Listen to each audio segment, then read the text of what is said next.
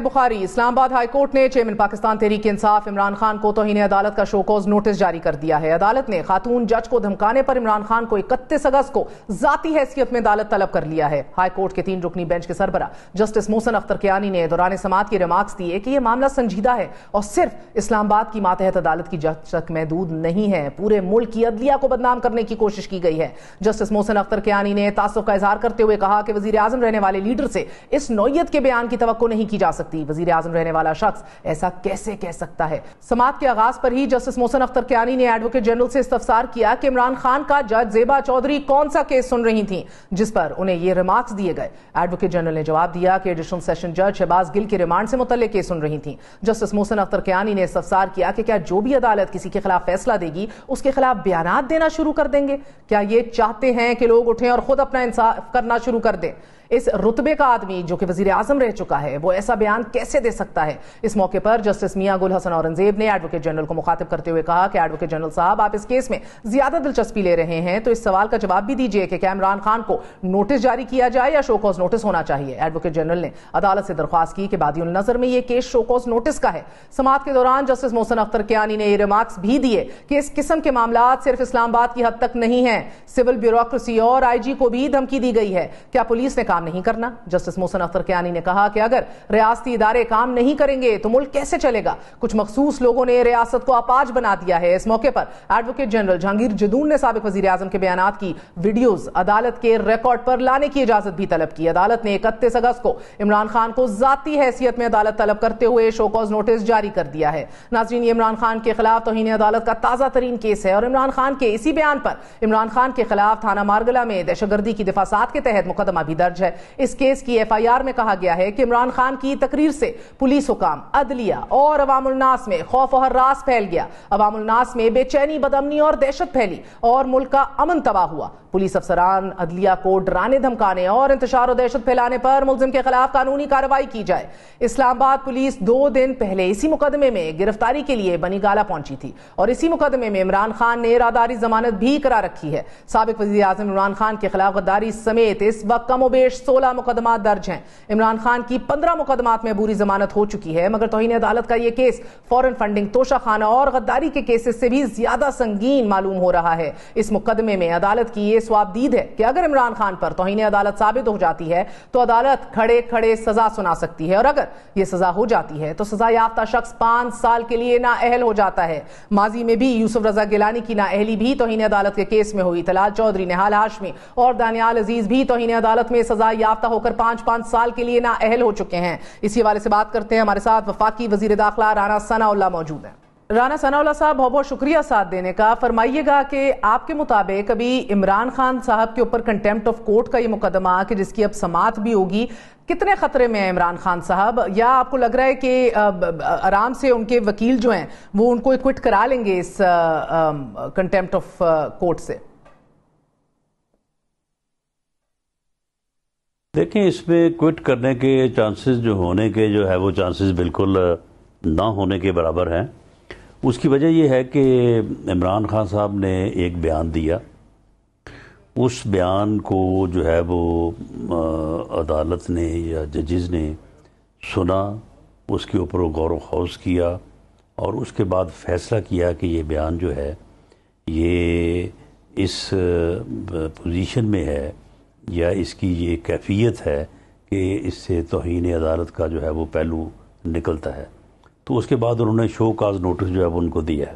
آپ مجھے بتائیں کہ اب 2 صورتیں ہیں، ایک تو یہ ہے کہ یہ بیان بدل جائے اور کل کو عمران خان صاحب آگے کہیں کہ یہ تو بیان میرا ہی نہیں ہے، اور بعد میں یہ ثابت ہو جائے کہ یہ واقعی یہ تو بیان ان کا نہیں تھا، وہ تو وہاں پہ کوئی اور ہی صاحب جو تھے وہ تقریر فرما رہے تھے اور انہوں نے یہ بات جو ہے وہ کی ہے۔ تو یہ اب کس حد تک ممکن ہے؟ میرے خیال میں تو یہ ناممکن ہے، یہ ہو نہیں سکتا۔ یہ عمران خان صاحب ہی تھے، انہی کی آواز ہے، انہوں نے وہ الفاظ ادا کیے جو الفاظ جو ہیں وہ توہین عدالت کے زمرے میں آتے ہیں۔ تو اس لیے اس میں دیر از نو چانس۔ اور اسی طرح سے جو الیکشن کمیشن نے نوٹس دیا ہے توہین عدالت کا، الیکشن کمیشن جو ہے اسے بھی قانون اور آئین کے تحت وہی اختیارات اور وہی ان کی جو ہے وہ رسپیکٹ ہے یا ان کی اتھارٹی ہے جو ہائی کورٹ کی ہے، اور وہ بھی ہائی کورٹ کے جج کے طور پہ جو ہے وہ توہین عدالت کی سزا جو ہے وہ دے سکتے ہیں. تو وہاں پہ جو کچھ انہوں نے ان کے چیف الیکشن کمشنر کے متعلق جو انہوں نے کہا ہے، تو آپ مجھے بتائیں کہ ان الفاظ کو کوئی بندہ کہہ سکتا ہے کہ یہ توہین نہیں ہے، یہ دشنام ترازی نہیں ہے؟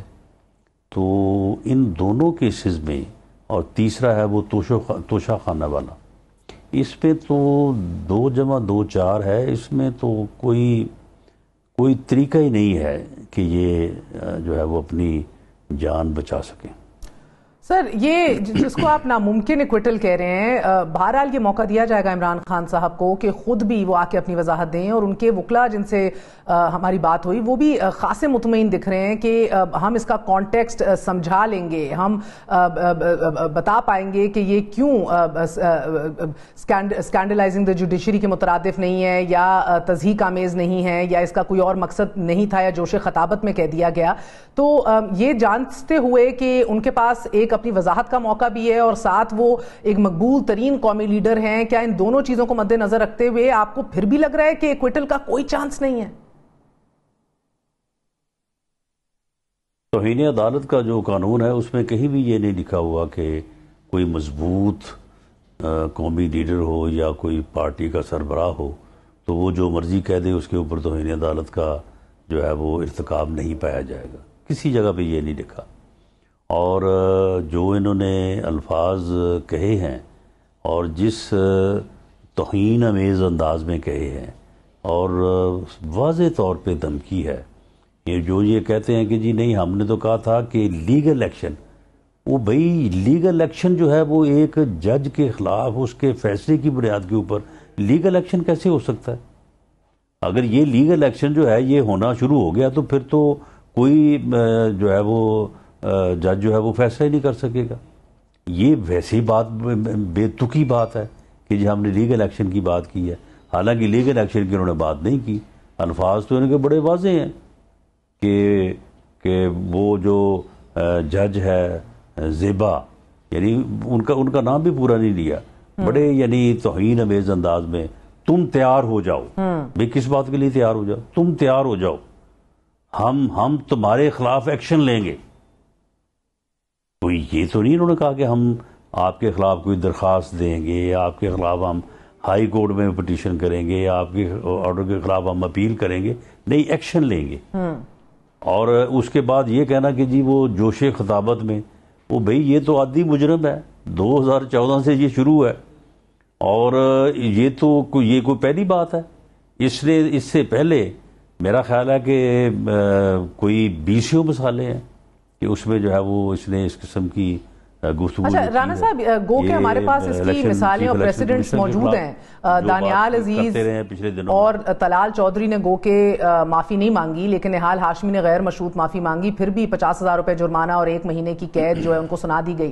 تمام کے تمام 5 سال کے لیے نااہل ہو گئے. تو بیسٹ کیس سیناریو تو ہے کہ غیر مشروط معافی مانگی جائے اور ان کا استغاثہ جو ہے یہ نامزید ثابت کر سکے، ان کے اپنے وکلا جو ہیں مطمئن کر دیں عدالت کو کہ یہ ان کا مطلب نہیں تھا یا مفہوم نہیں تھا. لیکن ورسٹ کیس سیناریو جو ہے وہ سر 6 ماہ کی سمپل امپریزنمنٹ سے لے کے آپ دیکھ رہے ہیں آگے تک بات جا سکتی ہے کرمنل کنوکشن، یعنی کہ 5 سال کی نااہلی. آپ کو لگ رہا ہے کہ اس سے پہلے کہ توشہ خانہ، کیونکہ توشہ خانہ کا کیس نااہلی کا جو ریفرنس ہے ابھی بھی زیر سماعت ہے الیکشن کمیشن میں، ساتھ ہی FIA میں بھی ممنوعہ فنڈنگ کیس بھی سنا جا رہا ہے، 2 دفعہ طلبی بھی ہو گئی ہے عمران خان صاحب کی، مگر ان سب سے پہلے آپ کو لگ رہا ہے کہ ان کی پکڑ اسی کیس میں ہو جانی ہے اب، اور وہ بھی آپ کو لگ رہا ہے کہ پھر نااہلی کی صورت ہو رہی ہے کہ اگلے 5 سال پھر کسی الیکشن کا حصہ نہیں بن سکیں گے عمران خان؟ نہیں، دیکھیں جن کیسز کا آپ نے حوالہ دیا ہے ان تمام کیسز میں جو ہے وہ سبھی لوگوں نے یہی موقف اختیار کیا تھا کہ ہم نے جو بات کی ہمارا یہ مقصد نہیں تھا، ہمارا یہ مطلب نہیں تھا، لیکن جو فیصلے ان کے ہوئے ہیں تو اس میں ان الفاظ کی ادائیگی اور ان کے معنی جو ہے ان کو لیا گیا ہے. اس بات کو قطعاً جو ہے وہ تسلیم نہیں کیا گیا کہ جی آپ نے جو لفظ کہا آپ کی نیت کچھ اور تھی لفظ آپ نے کچھ اور جو ہے وہ کہا ہے سر مگر دانیال عزیز اور طلال چودھری نے معافی نہیں مانگی، صرف نہال ہاشمی نے غیر مشروط معافی مانگی، آپ کے باقی دو کولیگز نے معافی نہیں مانگی، تب میاں صاحب کی طرف سے بھی روک دیا گیا۔ دیکھیں نہال ہاشمی صاحب نے جو ہے وہ معافی مانگی تھی، لیکن اس معافی مانگنے سے پہلے انہوں نے یہ بات کہی تھی کہ میرا مقصد جو ہے وہ جو میں نے بات کی، میرا مقصد اسے توہین عدالت نہیں تھا۔